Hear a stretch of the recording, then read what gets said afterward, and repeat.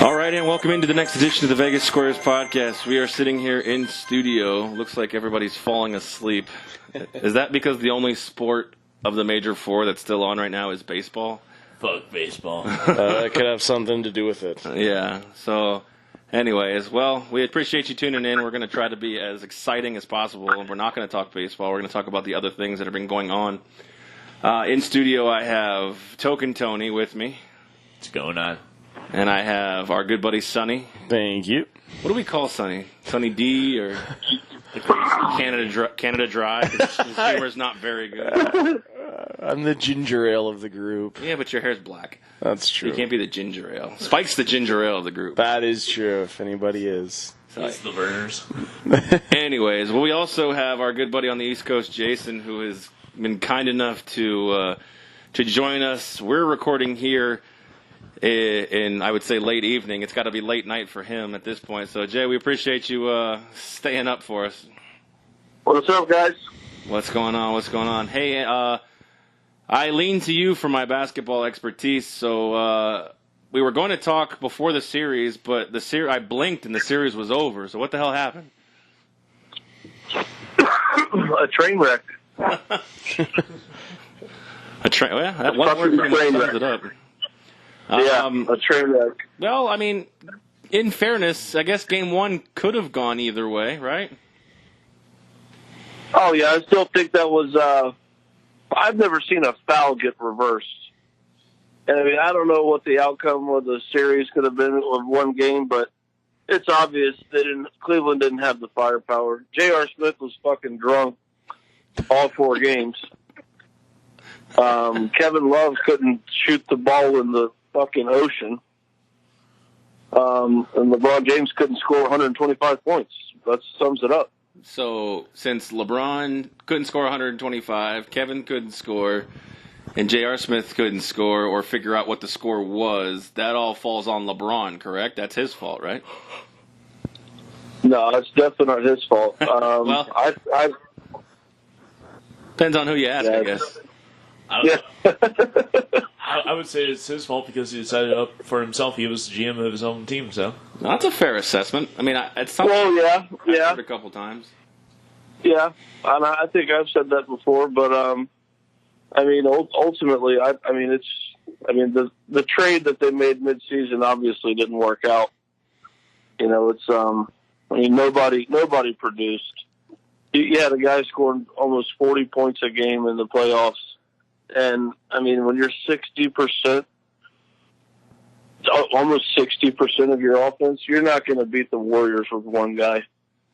Right. I mean, and the thing is, for most of the guys on that team, Clarkson, Nance, Hood, George Hill, I mean, getting to where they got has got to be such an amazing accomplishment for those guys because, correct me if I'm wrong, but none of them have ever gotten this far in their NBA careers. No, they haven't. And, I mean, it says something as that team to get past the Celtics as well as they played. But, I mean, the Celtics are going to be a different story next year. I mean, obviously, I think it'll be the Celtics and Cavs in the Eastern Conference Finals again. I don't think LeBron James is going to leave Cleveland. I don't think so. So, I mean, I think they'll be back, hopefully with more firepower. Because I'd like to see him keep winning. It's something 3-6 in the finals. I'd like to see him win a couple more to get, 4 or 5. Well, clearly the easiest path to do that at this point is to stay in the East. And probably not just my opinion, but most people's opinion would be to stay in the East.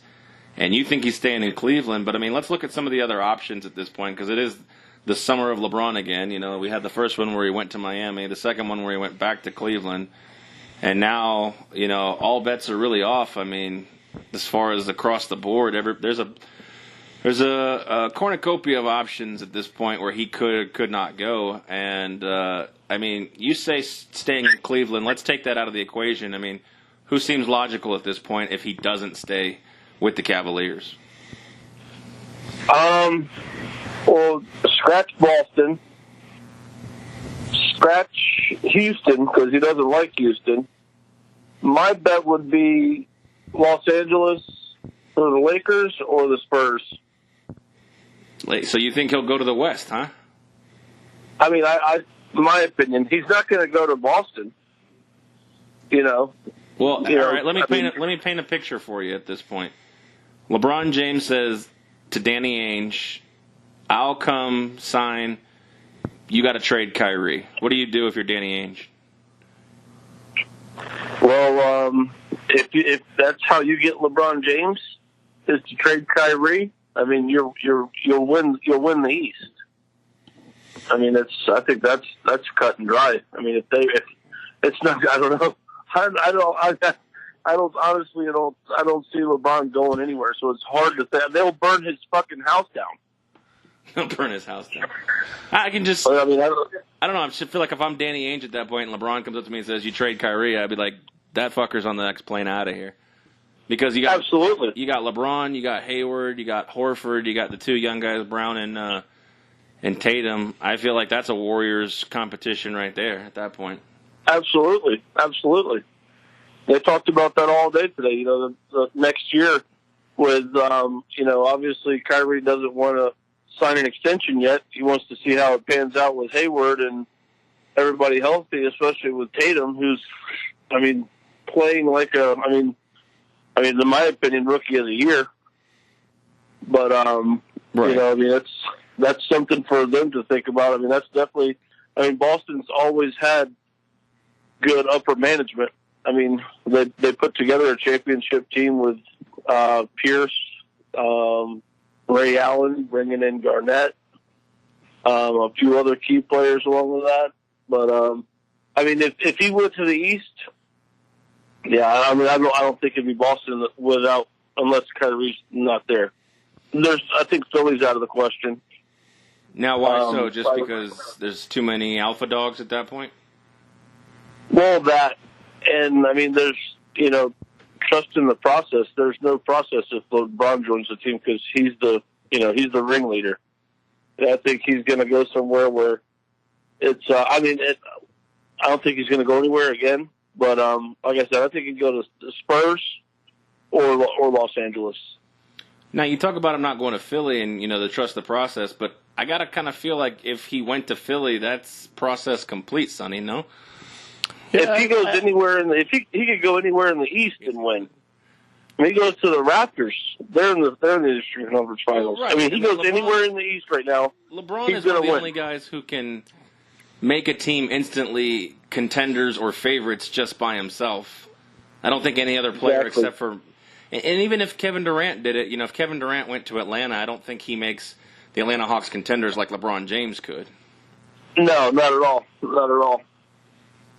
So Sonny, what do you think? No, I think that's true, but he's not going to Toronto. He's not going to go and pay more taxes and live in the cold. And you would know better than any of us here. He's not. That just sounds so unappealing if you're LeBron James.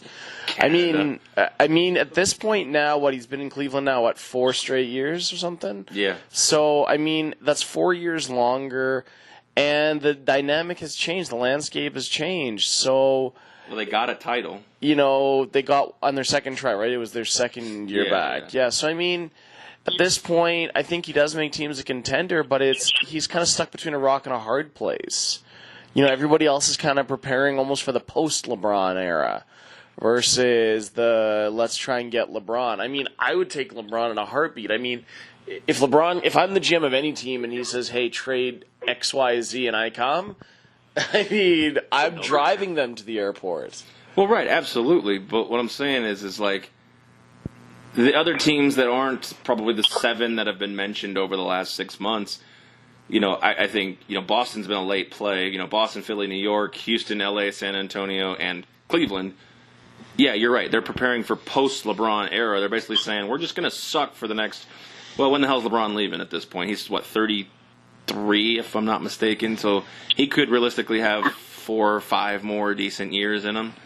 I don't know. I mean, the guy's, takes care of himself.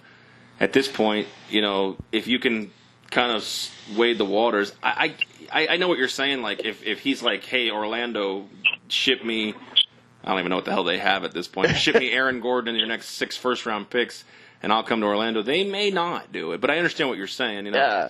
If you're a GM of any team who's right on that cusp and not GSW at this point, you're like, yeah, hey, what do you want? I mean, but at the same time, Jason, we've seen LeBron, the GM, and what is constructed. You say he's staying in Cleveland, but from what I understand, Tristan, JR, Kevin, they're locked in. How does this team get better?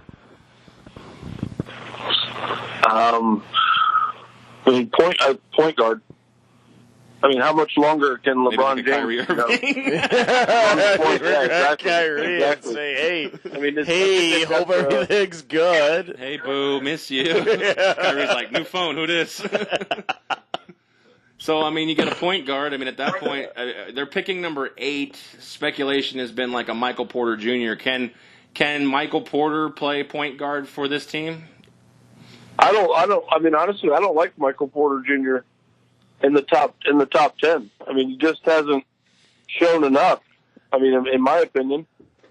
I mean, it's. It's hard to say that when people used to be drafted out of high school. 15 minutes in college basketball. Yeah, and that was in the NCAA tournament. Yeah, exactly. I mean, I don't like him as a top 10. I mean, I don't like him as a first rounder. That's fair. I mean, you're risking a lot of money for someone that hasn't gone through a North Carolina, hasn't gone through a Duke, hasn't gone through a college basketball season. Yeah, exactly. Yeah, so I mean, like I said, Sonny, let's poke some holes in some of these. The Knicks have come out. There's theories that the Knicks will get Paul George, Chris Paul, and LeBron to come play with Porzingis if he's healthy enough.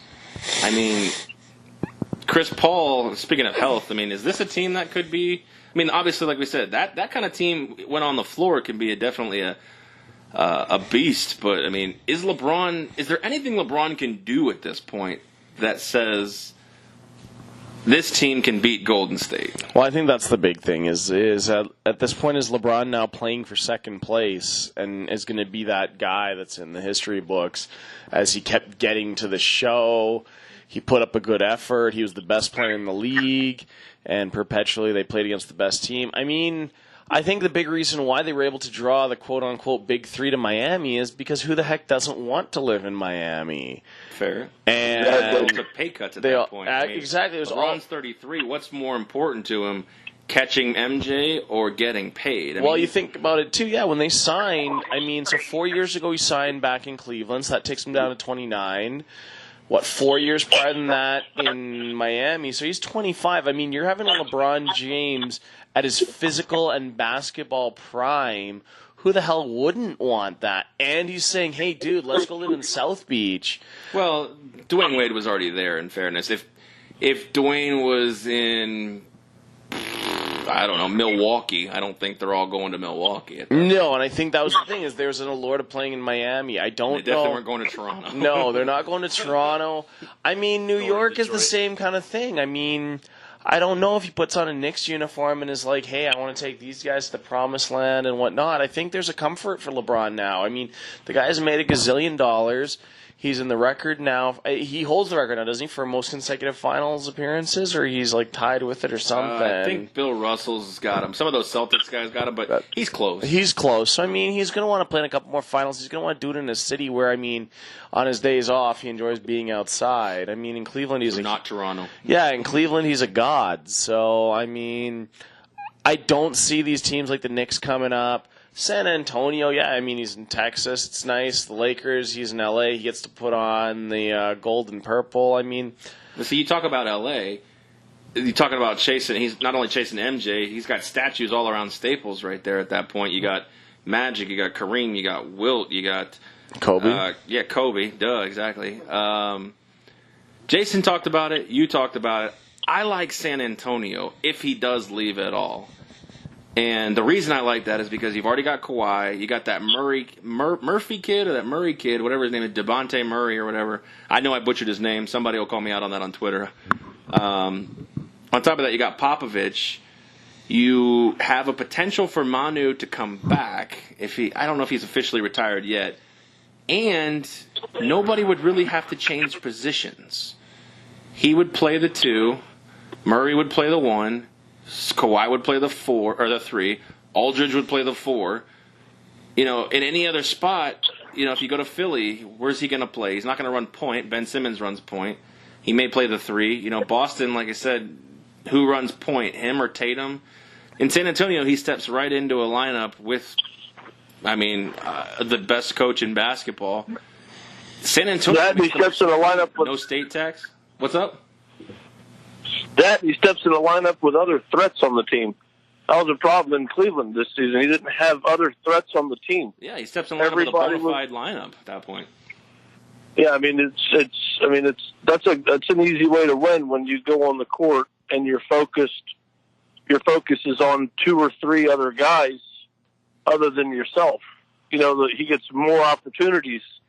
Let's have 40-point games and not score 90 points.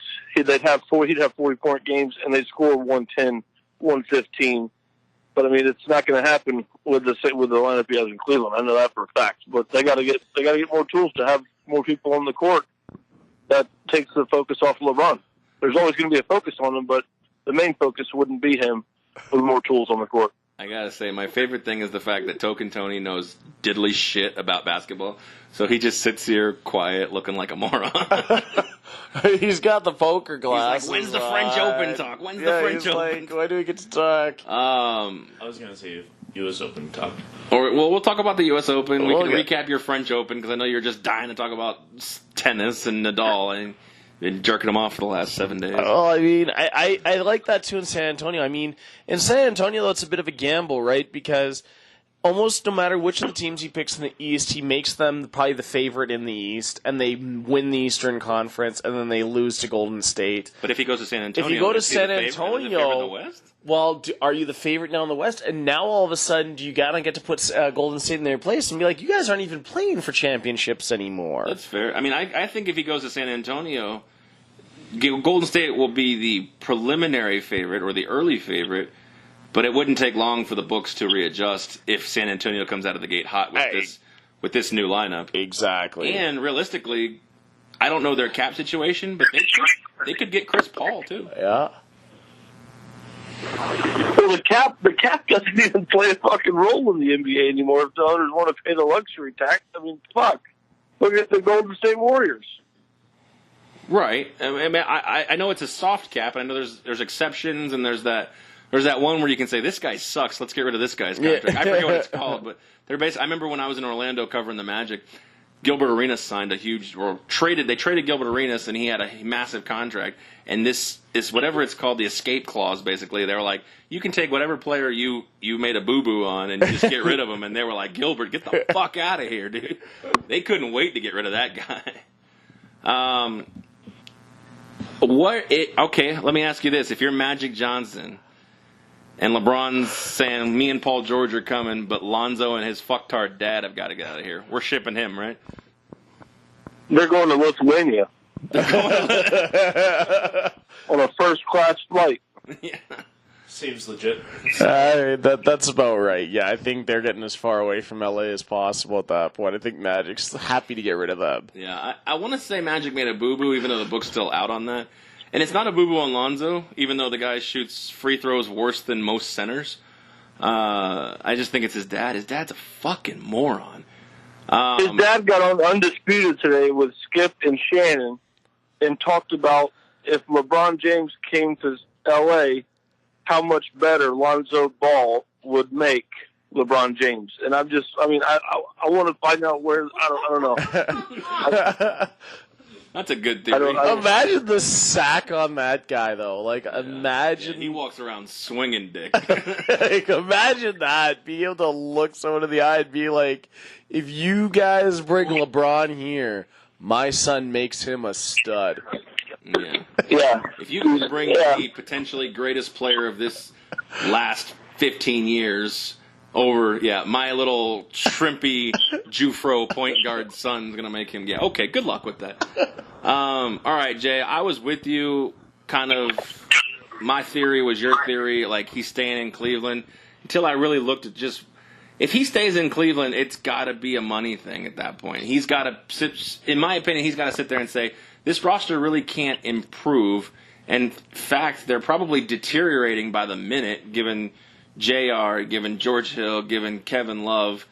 I think it's Cleveland or LA. As much as the dream scenarios would be San Antonio or the situation with Boston, I agree with you. I think it's either stay in Cleveland and just rake, or go to LA and see if you can get your name amongst the greats there and win a title. But, I mean, I just have a hard time believing if he wants a title, he's going to either of those two destinations, which one of them being staying in Cleveland. I think it's got to be, if he's thinking about title, it's got to be Philly or San Antonio. I don't know. I mean, if he stays in Cleveland, I mean, I think the office will know something by this weekend when the draft starts for the NBA, and that you might see that number 8 pick go for like a superstar. You know who is it? It's not PG. PG can go. I mean, they can't sign Paul George, so they have to trade that number 8 pick with something that fits in. I think it's still a dollar for dollar cap, so it would have to be like the number 8 with JR for like Jimmy Butler, maybe. I mean that or how long is Westbrook gonna ride it out in fucking Oklahoma? Oh God, didn't he just resign? Could you imagine? Yeah, but I mean, hey, anything can happen. God, could you imagine Oklahoma City with 3 superstars and lost them all? Yeah. Yeah. Well, I mean, like I said, could you imagine the Cavs with Westbrook and LeBron James? I understand that theory, but I don't think they can exist together. I mean, I don't know. I mean, LeBron James can get you to the top of the hill, and I think with Westbrook's I think he can get down. He can't shoot 43 times a game. Yeah, but he's another threat. That's on the court. That 2 sets of eyes are on, and LeBron's open, or he's open, or vice versa, or somebody's in for an easy layup, or it's I don't know. It's an option. Anything's possible. Who knows? Yeah. So, all right, let's move from LeBron and let's talk about the offseason. Let's talk about any interesting storylines that do not involve number 23. Oh boy. Anthony Davis talks with the Warriors. Holy shit! I mean, that would just be. That. Yeah. Look it up. It's been on the headlines, and it's all over. You got what? You got Steph, Clay, KD, Draymond, and AD. It's over. Yeah, for everybody. Yeah. I don't think even LeVar Ball can beat that team. When he just say, imagine how good they'd be if Lonzo was imagine there. how good they'd be if Lonzo was the 6th man. How good they'd be if Lonzo played there. So currently, I know I'll get away from LeBron, but currently, I just looking it up, the Lakers are 2-1 to land LeBron. Then you have the Cavs at plus 350, tied with the Sixers, and then the Celtics and Spurs at 12-1, and the Warriors at 25-1, and then that's pretty much it. So, it looks like I don't know where they're getting these on Bet Online. So it looks like offshore the Lakers look like a good favorite, but I can't see them going to Houston. I don't think there's enough basketballs to play with James Harden, so we'll see. So, anywho, let's put a cap on basketball until we have some amateurs drafted, and let's jump over to the football, because there's a couple things that have happened in the off season here that even though football's king, we got to talk about these because obviously I'm a Patriots fan, so my issue with this is Julian Edelman getting popped for 4 games. Anthony, I'll let you kind of give your take on that. Your thoughts, basically, on Julian getting popped for 4 games, and then I'll chime in. For what? I mean, exactly. I mean, like you were saying earlier, I mean, it's a whole bunch of hogwash. I mean, they're not saying exactly what he's popped for. The NFL has come out and said verbatim, we're not 100% sure what he tested positive for. But he tested positive. What does that even mean? We know he's guilty. He's guilty, but we don't have any claim. He's guilty of something. It's Deflategate all over again. We think that there may be some probable evidence that Tom Brady may or may not have known about potential footballs. Might have been. Shut the. Like, seriously, I am baffled. And I'm going to take my fanhood out of this, Jason, at this point. And just as a football fan in this situation, how do you suspend a guy for 4 games for testing positive for a performance-enhancing drug that you cannot name and do not know where the test is anymore? Oh, my God. It's just another thing that doesn't surprise me with the NFL and involving the Patriots. They seem to find themselves in the headlines, good or bad, every fucking offseason. But like you said, it's a witch hunt at this point. Yeah, well, I mean it's also common for people coming off of injuries. Who knows what kind of witchcraft this guy might have been doing, to get healthy. Fair, there is. There are reports that he's been working with Guerrero, who's Tom Brady's guy, and Donta Hightower was the same guy, and Guerrero's been busted for not with the Patriots, before the Patriots, for pushing steroids. So, I mean, there's the proof could be in the pudding there. I understand what you're saying. To me, it just seems like when the NFL is going to come out with this story that you suspended Julian Edelman, Edelman came out and said, look, I'm very sorry for what happened, but I really don't know what I'm popped for. And now the NFL comes out and says, yeah, we don't know what you're popped for either at this point. So, Sonny, tell me, as a Pats fan, we're kind of used to this, par for the course. Oh, the NFL is going to stuff it up our butt again. But, I mean, tell me something here. How does the NFL have a leg to stand on right here? I don't even know if the NFL thinks that they need a leg to stand on. I think they just have the court of public opinion. Oh, it's another Patriot. Yeah, it's another Patriot. Let's stick it to the Pats. And I think they're banking on that. And I think they're playing on the fact that the Pats didn't get the job done. So it's once again cool to hate on the Patriots. And I think that's kind of what they're playing on. I mean, it was quite the story, right? I mean, Brady misses the first 4 games. Then they're down by 28 points in the third quarter. They come back and win a Super Bowl despite all these odds. I mean, you could see the look on Goodell's face when he had to give the trophy to Brady. And, I mean, they come into this season. They get all the way to the Super Bowl again. It's looking like, all right, Brady gets number 6. And then he doesn't. And then now all of a sudden you have all kinds of storylines with Brady. I mean, I think it's one of those things. They're using the court of public opinion there. It's like, wait a second, it's cool once again to hate on the Patriots. Let's do it. Fair enough. I mean, I get it. I understand. So I'm reading about this because it's directly tied to, team I follow. And with this, I also see a confirmed report by the legal team that Peyton Manning had HGH shipped to his house. And the NFL, obviously he's not a player anymore, but the NFL is just kind of sweeping that under the rug. Yeah. They're kind of just letting the golden boy. I mean, again, what are you going to suspend him for? But at the same time, it's like, Brady and the Pats are just getting bombarded. And Peyton's just like, hey, I stuck my dick in some girl's face. We let that one go. I have HGH shipped to my house. We let that one. It's just, I don't get it. There's no culpability, Jason, for Peyton. It's they pick and choose. Like, it's a soap opera. This guy's the bad guy, so we're going to pick on them. But here's another guy doing bad things, so we're going to turn the other way at that. Yeah, listen, you guys don't want to hear it, but I'm the biggest fucking Patriot hater around. But it's fucked up what the NFL has done to the Patriots. Seems to be, year after year with something new. But this is absolutely crazy. But I'm sure he's got the best fucking lawyer, that Massachusetts has to offer. And, it probably could. I don't see him being suspended for 4 games. But, I mean, even if it gets reduced, we have to have something, correct? I mean, we have to have a banned substance or probable cause or something like that. Yeah. Well, the testosterone levels, from what I read, were through the roof, and the PEDs is what's flagged on there. Now, this is where, who knows, Patriots' way of getting around something. Who knows? I'm not saying that they were, but something flagged the PED to test positive, but they just don't know what it was.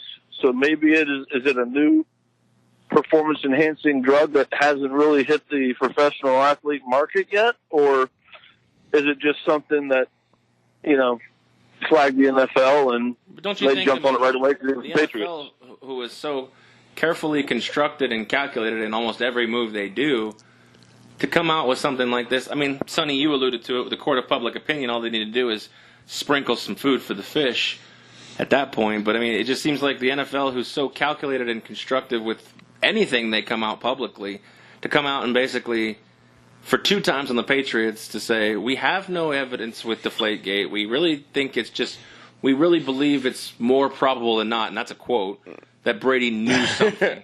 And now we're saying, okay, Julian Edelman tested positive for a banned substance. However, we don't know what that banned. It's just, I would think something like that, they would have to take another test, maybe do more in-depth. It just seems, I don't know, it seems real sloppy in my opinion. Well, I think it's also the phrasing that the NFL uses, and I mean, not to jump to the NFL's defense, but I mean, you look at what happens now, for instance, in like the UFC. And now they have the USADA testing. You look at how many fighters, are getting popped for infractions there. And I mean, how many former champions and contenders are now schmucks that can't win fights, post USADA. And I think the NFL has just used some bad terminology and some really almost let's use the Patriot bandwagon. All they kind of had to say and to spin it in a more neutral way was Julian Edelman flagged for potential violation, investigation pending. We're testing the B substance. Yeah, tentative 4-game suspension in place. And then all of a sudden, people are going to forget about it, and then you're going to say in a month from now, yeah, it's 4 games. Before you know it, nobody remembers. Season starts, he's out for 4 games. Nobody cries about it. I think the NFL here, the biggest mistake they made was probably in their PR department, and they just got a little too cocky and being like, hey, let's piss on the Patriots a little bit more here. When really they could have almost taken a neutral road, and for people that aren't Patriot-friendly, would have bought it. Been like, absolutely the guy's on something. Makes sense. Seems legit. Let's throw a suspension his way. But I mean, when you start saying, oh, he's suspended, tested positive for something, not sure what. And then have to reel it back in. Yeah, and then it's like, well, whoa, where do you go from here? And I think that's the biggest problem. I think they just need some wording people. I mean, when the UFC does it to their fighters, there's no questions asked. So-and-so fighter pulled from whatever card, notified of potential USADA violation. It doesn't have 99% of the time I see these fighters getting Isn't flagged. that a federal agency that governs their testing, though? It's the U.S. Anti-Doping Agency, and I believe they're the ones that do the pre-Olympic testing. They're not the ones that do the Olympic, but they do the testing on the way, I think. On our athletes. On our athletes. On the U.S. trials or something? Yeah, like everything up to the Olympics, because I know it's the World Anti-Doping Agency. And there's WADA, there's VADA, and there's USADA. There's the Voluntary Anti-Doping Agency, which is the one that the fighters really wanted to use. There's the USDA, there's USADA. That's actually not for drug testing. The USDA. Sorry, USADA is the one that the UFC used. Yeah, is the one that the UFC uses, and I believe USADA is a subsidiary of WADA. I believe that's how it works. So we'll save that for another podcast. Yeah, and but it's the same thing. It's all about wording. And they took something that could have worked in their favor and made Edelman look like a scumbag, Yeah. Being like, man, the guy's a dirty cheat coming back. Because they knew they could get away with it. Yeah, but then they're like, we don't need to use words. Everybody hates the Patriots. Yeah, but Jason, could this be a blessing in disguise? I mean, Edelman tore his ACL last year. Now he's getting 4 more games off. We saw what happened when Brady got 4 games off. He came back like a bat out of hell, and obviously we know how that all finished. Any chance this could be a blessing for New England? Well, there's no doubt he's going to come back with fire underneath his ass, just like you said with what Brady did.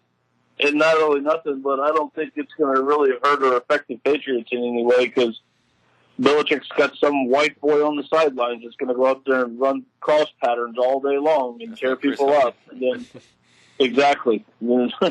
I mean, then you got, come week 5, you've got another weapon plus Edelman. You all right over there, Fidgety? I'm all right.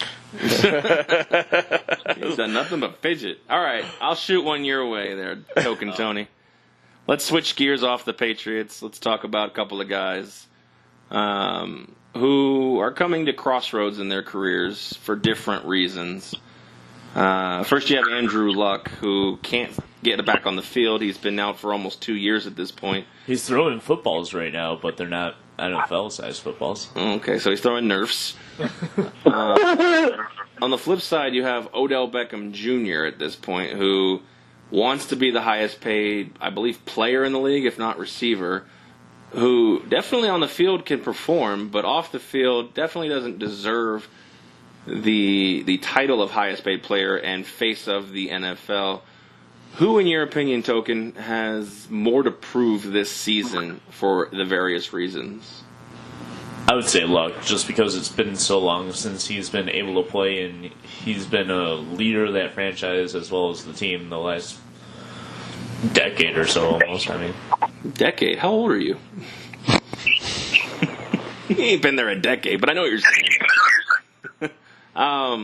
Anybody think it's Beckham? No. No. So Andrew Luck more to prove at this point than Odell. I mean, does anybody believe that Odell, maybe not to prove, because on the field, I believe the most to prove is Andrew Luck just getting on the field. That's the initial thing. I think Odell Beckham has to prove off the field that he can keep his nose clean.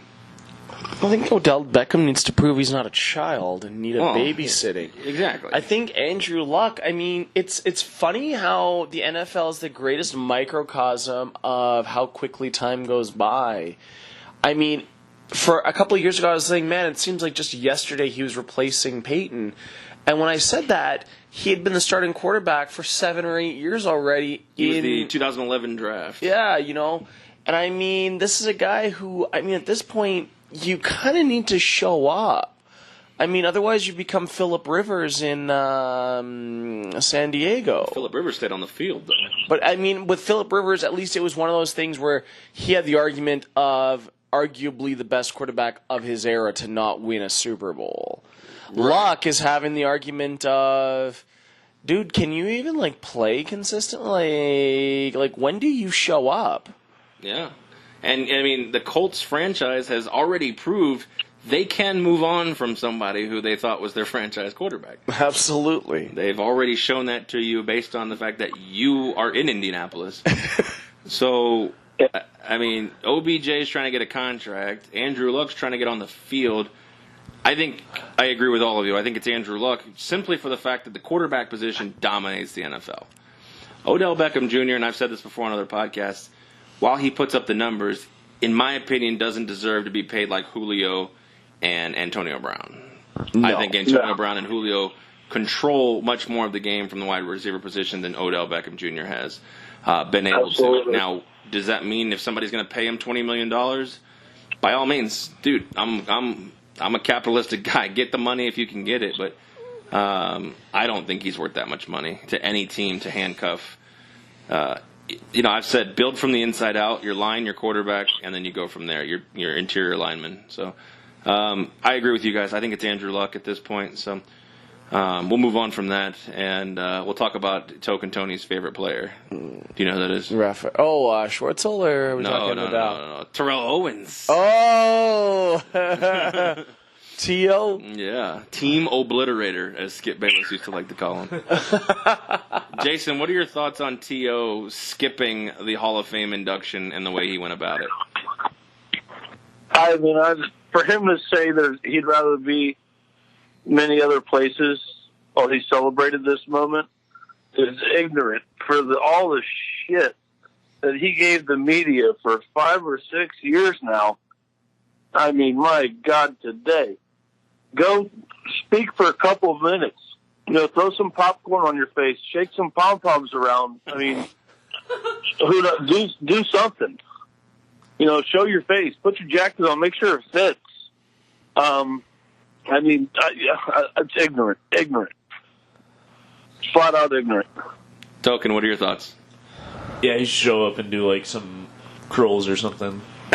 Some curls or a weight bench. Yeah, weight bench reps. Do some crunches. Yeah, he should come out. He should come out already inducted to the Hall of Fame, doing crunches with Drew Rose and Alcott. You gotta vote for this guy. You gotta vote for this guy. Dude, he's already in. Chill the fuck out. Sonny, what do you think, man? I mean, I agree, because I liken it to other Hall of Fames, right? And I mean, sport's a lot different than, for instance, the Rock and Roll Hall of Fame, where you can get in multiple times there. Well, I mean, not only do you have guys that are in there a few times, Clapton for one, but I mean, with the Rock and Roll Hall of Fame, there's a number of high-level artists that have said, I'm not going, and they have valid reasons not to go. And they're like, you know what, I don't stand by what the Hall of Fame offers, what they represent, and whatnot. And then some of them have stood by it. Some have chosen to be like, yeah, you know what, I'll suck it up because my fans want to see me play at the induction ceremony. I mean, when you look at the NFL, the NHL, MLB, all of these, it is a true honor. I mean, you're sitting there and you're like, yes. I mean, with the exception, of the whole Pete Rose scandal, I mean, the best of the best are there. And, I mean, we can all say this guy or this guy maybe deserves to be there and isn't. But, I mean, you're talking when you look at the roster of people that get in the hall in the NFL, it's like, yeah, you know what? You pay your respect to those that have come before you, those that have played with you, and those that are going to come after you. And I mean, it was like when T.O. It reminds me so much, and it's almost fitting that he's getting inducted the same year as Ray Lewis, because it reminds me of when he was playing with the, I think it was when he was playing with the Eagles, and he went and did his little dance on the Raven logo in midfield. The Ray Lewis, yeah, and then Ray Lewis came and popped him out of nowhere. Like, it just was like, F you, bud. Like, you don't do that kind of shit. And it's almost like it would almost be fitting to have, I could imagine T.O. holding his own press conference on induction day, doing his little workouts outside his probably now little shanty apartment. I'm sure he's still got money. And doing his little workouts outside. Then Ray Lewis showing up out of nowhere and popping him one. And linebacker. Yeah, and being like, dude, own your shit. Be like Bobby Boucher tackling the team. Yeah, I think it would almost be right. Let me ask you a question, and this is for all of you. Okay, so you're all kind of in a similar agreement that it's disrespectful or a little bit of a shame. Can I throw a curveball in here, play devil's advocate? With Terrell Owens, I mean, you've all have seen all bits or part of his career between San Francisco, Philadelphia, Dallas, I believe he's with Cincinnati and Buffalo. Isn't this par for the course with Terrell Owens? Does that make it okay, though? It's not what I said. That's not what I said. I said, isn't this, would you expect anything less than him putting the spotlight on himself? Oh, God, no. I mean, this is exactly, you're right. That's it's exactly the kind of spoiled brat mentality Terrell Owens has always had when it's come to himself. So, it really doesn't shock me, and while, yes, I probably agree that it's, hey, just suit up, shut up, and go make a speech. It almost seems like Terrell Owens is spending his Hall of Fame induction the same way he spent his career, as an outcast who needs the mic. Absolutely. So he's going to do something, I believe, he's going to do something on his own that's going to grab attention or grab headlines simply because that's the way Terrell Owens operates. So as much as I agree with you guys, at the same time, I sit here and say, it's par for the course, in my opinion. It's kind of expected, yeah. Yeah. So, but could the curveball that he's going to throw at people could he be at his house and it'd be like NFL draft day and the guys that are like the third, fourth round, they're sitting at home with their family, and all of a sudden they go live to his living room, And, there you go. Via the Subway Fresh Take hotline. Terrell Owens at home. Yeah. He's wearing his white suit with his 49ers hat. Yeah, exactly. Well, what was that? Who's that one guy? Just retired. But remember I wish I could remember his name. Played for Cleveland. Anyways, he went fishing on draft day. He was like a top 5 pick. And they were like, well, he's not showing up. He's like, what are you doing? He's like, I'm going fishing. I wish I could fucking remember his name. Anyways, but yeah, I mean, people just do other things. Maybe it doesn't mean... I mean, we haven't played it down in football in the NFL. And I would realistically go to the other inductees or the past inductees, the people who are in the hall, and maybe get their take. Maybe they don't care. Because those are the people who I would really... If you're disrespecting somebody, it's not Roger Goodell, it's not the fans... You're disrespecting your fellow man who got inducted. Steve Young went on TV and basically begged him to come to the Hall of Fame induction. Fair enough. There you go. There's one. That says it all right there. I mean, Young threw him passes. Well, I think too. It's as I said, with the NFL, it's an actual honor to be there. Well, especially it should be more. It should be even more of an honor. The fact that I believe. Correct me if I'm wrong, it took him 3 tries to get in. And he has no Super Bowls. Correct. Unlike... Neither does Dan. So. True. But Marino was arguably one of the best, if not the best ever, so... Yeah, let's not open up that can of worms. But you know what I mean, though? It's like with Terrell Owens, Terrell Owens was what? Second or third in receiving, or maybe third in receiving yards and second. Yeah, this isn't even the guy we're talking about as being the best of his time. Well, him and Moss... I think Randy Moss is ahead of him by light years. Yeah, but that doesn't mean Randy Moss is the only guy to get in the Hall of Fame. True enough. Isaac Bruce is pretty much up there. Isaac Bruce, I believe, when he retired, was like second or third in receiving yards. He's since been surpassed, but he's not in the Hall of Fame. That's true. And I think he's a fantastic receiver who may never get in because of Randy Moss and Terrell Owens' numbers. True enough. And they were way ahead of the pack, the two of them. I mean, they were far above the two. But I think the thing with Terrell Owens is always going to be remembered for what could have been. Like with Randy Moss, I mean, you got Randy Moss every game, No, that's not true at all. I think with Randy Moss... I think in Oakland you got no games. Well, that's true. When he showed up in New England, when he was in Minnesota, I mean... Okay, fair. You were dealing with a guy who, he made ridiculous... He blacked out there for a couple of years. Yeah, he made ridiculous catches seem routine. And with Terrell Owens, there was that athletic gift, that almost knowledge of the game, that ability to control the game. He was one of those players that's generational in the sense that he had an ability to make both his own teammates and the other team better just by being on the field with him.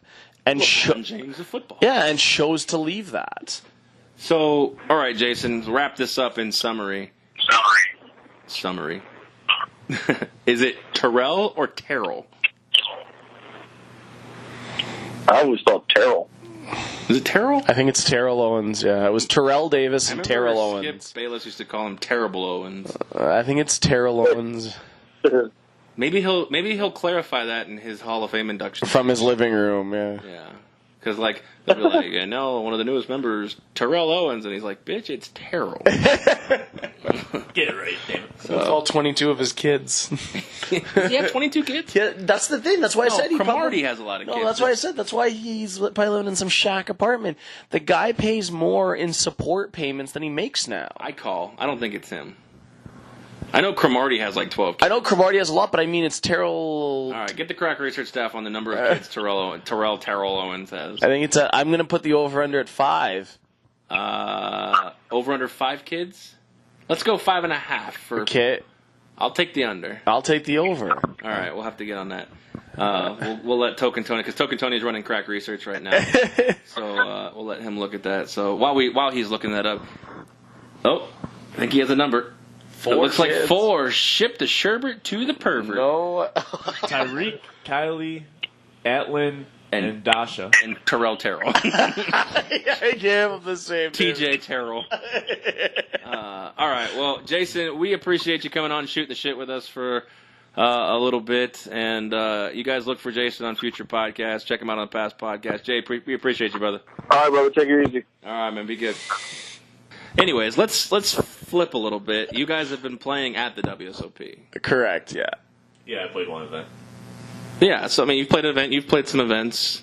What's it been like? What's your experience been like? Tony, you go first. For me, it's been well. I ended up bagging and tagging an event, but day 2 didn't go so hot. That's all right. I still ended up cashing, so. That works. What about you, Sonny D? I mean, it's been kind of an awkward ride. I mean, it was funny because I was there with Token Tony when he made his deep run. I think it's funny. My insights of the game, I think, have been perfect. I think like my armchair quarterbacking of him playing was fantastic. I haven't been able to put together. I mean, I've watched events slip through my fingers, but I mean, the biggest notice I've made is the players that are there. I mean, you're having a lot more of those high roller events, right?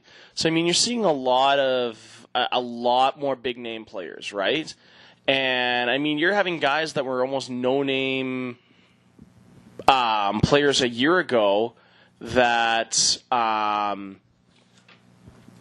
now kind of there. I mean, you have guys like Steven Chidwick, who I don't know if he was going to get written about in a WSOP event, a year ago. Now all of a sudden, like, the guy's on the face of every event. Yeah. You know what I mean? You're seeing a lot more of that. And I think you're seeing a lot more concentration by players. I think even the recreational player now is choosing their events a little more carefully.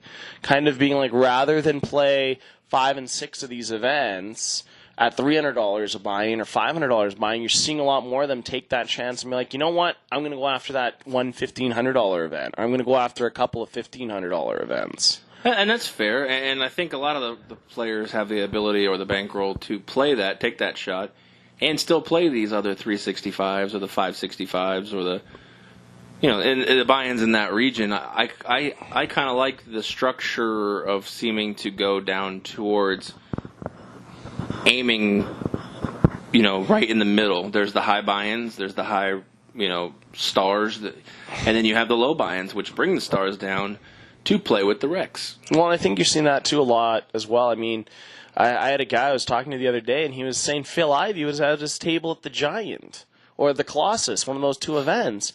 And I'm like, how cool is that if you're a recreational player? Yeah.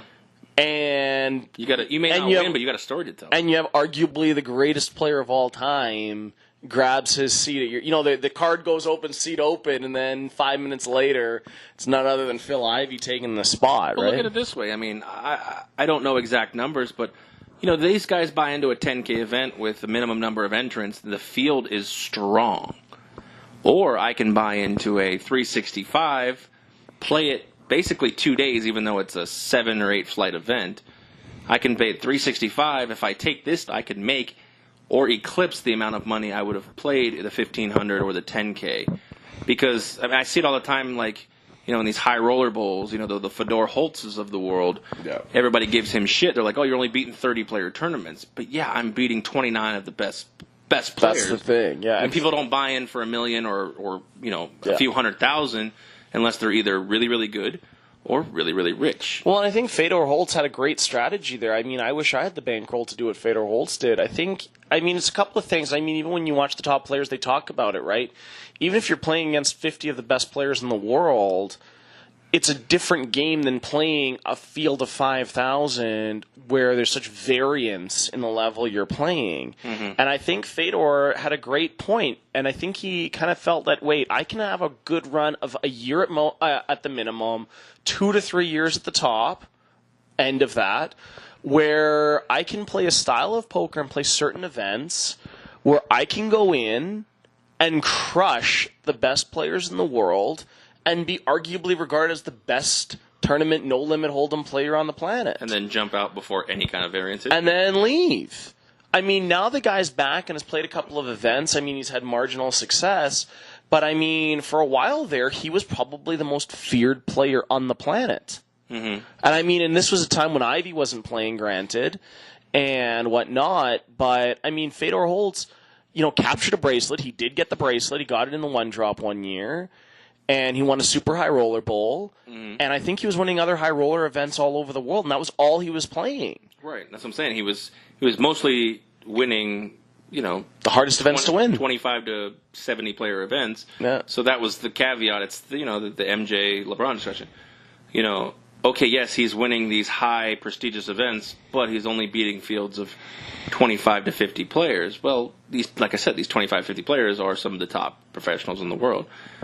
If you put a guy like Fedor Holtz in, say, the Colossus, does he stand the same amount of chance given the fact that recreational players play differently and the variance of a long, multi-flight, multi-day tournament? Well, no, and I think it goes with anything. I mean, when was the last time... Can your skill get you through that every time, whereas your skill could get you through a 30-player field? Well, I mean, that's the thing. I mean, when was the last time, and if we're being honest here, when was the last time one of the true name-brand players took down one of those big multi-flight, multi-tens of thousands of player fields? And I mean, it's hard for them, right? Because they're like, I'm so focused on when I'm playing cash games, when I'm playing $2,500 sit-and-goes at Aria, playing the best possible players, that now all of a sudden you're like, you know what, my focus isn't there. Even if I'm the most skilled player in the world, I mean, putting together a run, I mean, the Colossus might arguably be one of the hardest WSOP events to win. I mean, it's up there. It's not as prestigious as winning the main event, but you have to give it some consideration as being almost as difficult. But that's the question. If you have a bankroll of the size of Holtz or, some of the other guys, what do you do with it? I mean, yes, if you think you have an advantage over soft players, or do you think you have an advantage over prestigious players, do you buy into the bigger tournament and have to face... Okay, let's say LeBron going to the Western Conference. Yeah. You have to face a tough team every step of the way to the finals. Or do you stay in the East, which is the Colossus, the Giant, the stuff like that. You stay in the East with softer fields for more recreational players and smaller buy-ins, so your bankroll isn't always in play as much, and you could potentially win the same amount of money. Well, it's true, and I mean, I think that's the thing. I mean, we talked about that earlier. LeBron could end up being the greatest basketball player to perpetually make it to the final. I mean, that could be his story, is that every year the trophy went through him. Or he could go to the West and be arguably getting trophies or not, and not playing for them, though. And that's the thing that he has to make the decision of, is do you go to a team like San Antonio where, yeah, you are now... teams 1A and 1B in the entire league, mm-hmm. You're going to face each other. At the end of the day, one of the two of you isn't even playing for the trophy. It's like hockey playoffs we had this year. I mean, we had the Tampa Bay Lightning and the Bruins, 1 and 2 in the East, face each other in the second round. And we had Winnipeg and Nashville, 1 and 2 in the West, face each other in the second round. That's right. LeBron goes to the West, and you have Golden State and San Antonio. Team LeBron, Team Western Conference LeBron, facing each other in... essentially the consolation prize. That's right. And I mean, and nobody remembers who came in fourth. Like, that's the big thing. I mean... And that's the thing that, I mean, a devil's advocate or a kind of a caveat is, yes, no one remembers who came in fourth any of those years. So if LeBron was in the Western Conference, say he was a San Antonio guy drafted by... that's not a good one. Say he's a Utah guy, and every year he was making it to the Western Conference Finals or the second round, and he won a couple of titles. Let's say he was 4-1 or 4-2 in title games. But the rest of the time, instead of making it to the finals, he was making it to conference finals, the second round. Is his legacy better or worse at that point? Because like you said, no one remembers the guys who've ousted in the second round or ousted in the conference final. Well, I think it's one of those things, yeah. I mean, the legacy writes itself. And I mean, it's almost, I feel for LeBron because it's almost already becoming a bit of a diluted legacy in itself. Yes, but okay, so look at this. Somebody I talked to the other day said it would have been better for LeBron to lose Game 7 to the Celtics than get swept by the Warriors. Agreed. Well, it's like, for instance, like when Anthony... I don't know. Well, I mean, I can't wrap my head around that. Getting to the finals, even though you lost, still has to be better than losing the conference final. Well, it's like, okay, so let's keeping it on the subject of the WSOP. Anthony and I have talked about this, and you and I have talked about this, and I think anybody who knows me knows there's one bracelet I want more than any of the other ones, and that's the heads-up bracelet. And because I've long said, like, that is the bracelet for me, I believe, to win if you want to get a Hold'em bracelet. It shows that no matter what you were up against, you were better. All right, so last thought on the World Series here, or just specifically you as a pro. Would you rather be a 8 to 10% tournament casher running deep, or a 75 to 80% min casher? Oh, that's a tough one. I mean, well, look at this. You cash 75 to 80, but they're all minnow. Well, what's his name? Chris Ferguson last year is the prime example of that. I mean, the guy set the record with almost 30 cashes last year. Somewhere, I mean, he had a runner-up. But, I mean, other than that, they were midfield. So a lot were min cashes. Right. And then he had solidified Player of the Year before finally getting a bracelet over in Europe. Mm-hmm. Now, granted, it was like his 6th or his 7th of his career. But, I mean, he had already locked it up. I mean, his picture, I'm pretty sure, doesn't even have him with his bracelet. It's him posing with all of his cashing slips. Like when you go to the Rio. Did he officially get Player of the Year? He did get Player of the Year. He locked it up. He locked it up out of the summer. Okay. And it was impossible for anyone to overtake him. And so, I mean, you could look at that and be like, that's one of the greatest years in World Series history. Or you could be like Greg Merson in 2012. I don't know if he had any other cashes that year, and then wins the last 2 bracelets of the summer, including the main event. So, I mean, I almost think it's one of those things where you want to be known for when you do make runs. At least for me. I want to be known as the kind of player that if I am making a run, you know you're going to see me at the end. Well, and that's the thing. And deep runs equal notoriety and also equal big scores. That's right. But can you survive on a big score? Like, I don't know, you look at the last 5, main event winners. Are they still surviving on that score? Are they building off of it? Are they unable to achieve anything similar? I mean, you'd have to spend hours looking through each of their individual, track records. You can almost make, or you have guys who, like you said, not necessarily Chris Ferguson, but you have other guys who make a living on min cashing. Well, yeah, I mean, and that's a big. It's harder now, but it's But there are guys that do it. I mean, there are guys out there that probably already this summer have 4 or 5 cashes. And I mean, I don't know how many smaller events how many 1,500 events they've had and less, but I mean, there are probably guys that have probably cashed in the vast majority of them, or come a good percentage of them. And I mean, financially, of course, you want to be that guy who's like able to be like, yeah, I go to the World Series. I've been going for the last 10 years, and I've got 87 cashes. You can't lie about it because the World Series documents it. Or you could be the guy that says, yeah, when I do make a cash, it runs deep. And I mean. So that's my question. As I've said, for me, it's always I would much rather be known as the guy that when I show up, you make a deep run. Yeah, I'm here to win. I'm not here to play. No, I don't think that these people are going for min cashes. I think they're savvy enough to navigate, and then they get to a point where they're too tight enough to continue. But I think that says something about the kind of player you are in itself, right? No, I didn't say. I'm not saying it's a bad or a good strategy. Because, I mean, token Tony knows about me, especially with the hedging. We had the hedging talk.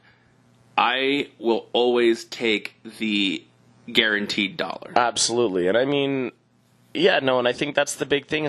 But I mean, even when you start to play against players in fields and you start to get there and you see those players that do have a lot of those min cashes and high min cashes, so they're kind of that exploitable. They're that second and third tier of the pay structure. It kind of defines how they play. I mean, at a certain point, it becomes kind of thing that they've never put it together. Okay. They've never put the whole run together. I mean, rather than the guy that, might have only won 2 or 3 events or had only a couple of top 5s, but you're like, you know what, they've at least been able to put it together. Mm-hmm. And when they get going, it is game over. Fair enough. All right, let's shift gears. I wanted to talk about NHL, but obviously the season ended sour. It's okay. Vegas Knights had a good run. I want to talk about this prop bet we had last episode. If you're not familiar with it, Anthony, if they're not familiar with it, break it down for us. What basically was we picked 3 players apiece me, you, Sonny, and Spike, of course. And what happened was one player got credit for a goal, and based on the review, it looks like another player should have been credited for the goal. Yeah, I mean... Oh, Sonny had Marchessault. Yes. Okay, so Schmidt was credited with the goal. Whether you believe it or not, Marchessault may have hit that with his foot. I think he did. You thought he did. Spike said no. Sonny's just along for the ride. So, basically, since there's a gray area, now what? What we're going to do is each pick a team or a random number 1 through 32, and we're each putting the $5 on a futures bet for next year and splitting it 4 ways. So what happens if I pick 32? Wait for Seattle to come out. We can't. You get the expansion team. You hope for the best. All right, I'm going to look up the teams on Vegas Insider. I will let Sonny go ahead and pick a number here while I'm looking them up. I am going to take, just so because I'm about to see them in order. Okay. I am going to take number 9. I'm going to take number 9. Number 9. But it doesn't necessarily mean it's going to correspond. So I will tell you what we're going to do with that. Okay, Anthony, Anthony, you take a number. No, you go. Oh my God, ladies! All right, I'm going to take number 16. I'm going to go with number 20. Oh, okay. 20. All right, let's give Spike a number. What should we give Spike? 5? There, let me do a random number generator. All right. No, 5 is good. Yeah, Spike gets 5. All right. So you're going to multiply those numbers by 2. Okay. And then divide them by... It actually came up 5. Shit, seriously? That's hilarious. And divide them by 3. And then if it's a decimal, just go round up.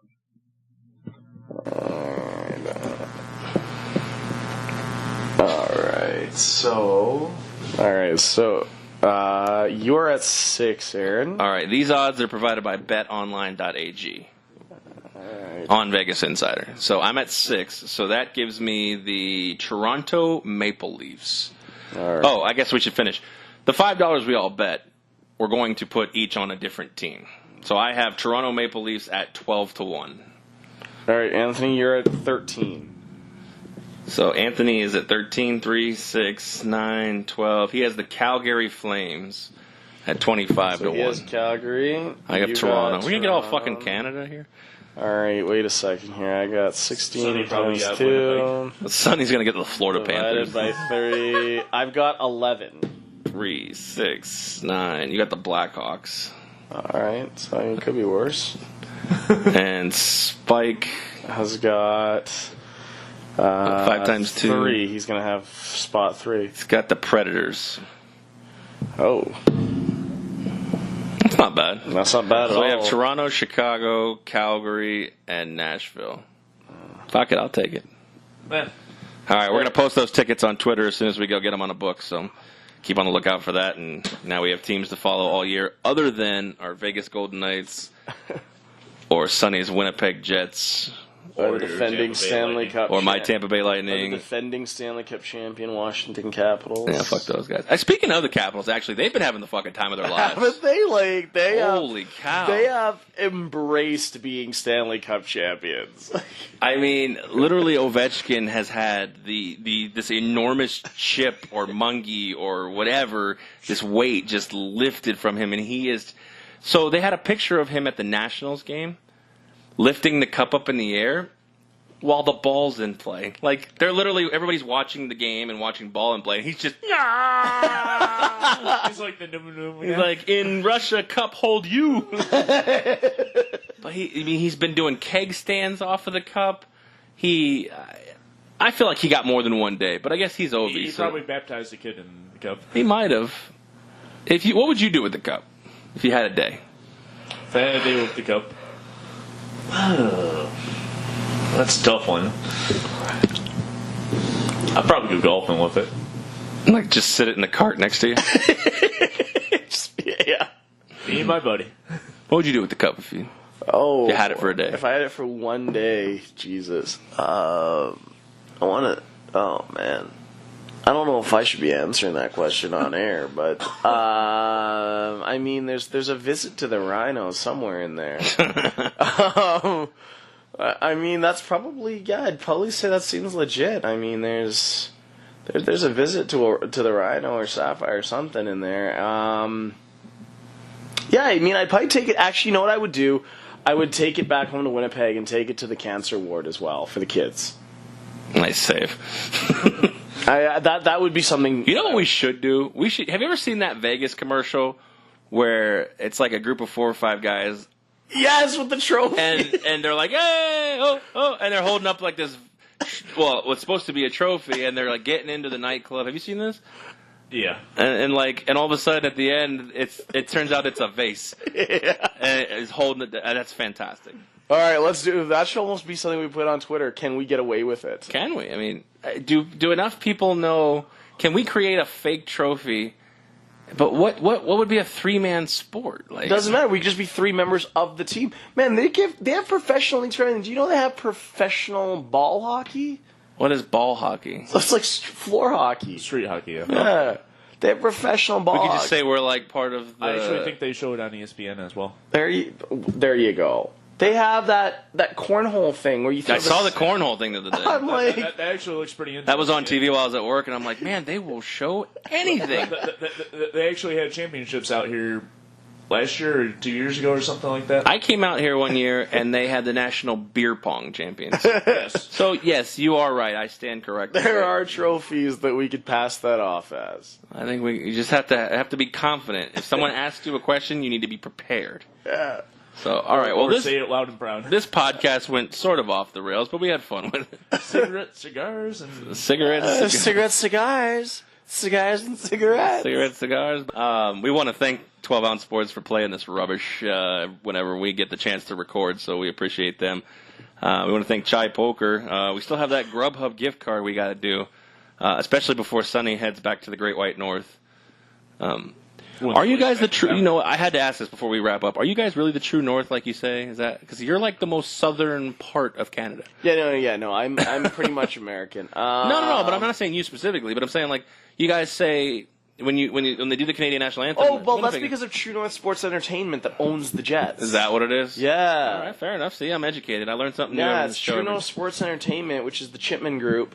Owns the Jets, and they owned the arena, but then they sold a part of it to get MTS to buy the naming rights, I guess, subsidize it. But that's why we yell out True North. I was going to say, because you're like the southernmost Canadian city, maybe next to Toronto. Yeah. So I was like, True North is...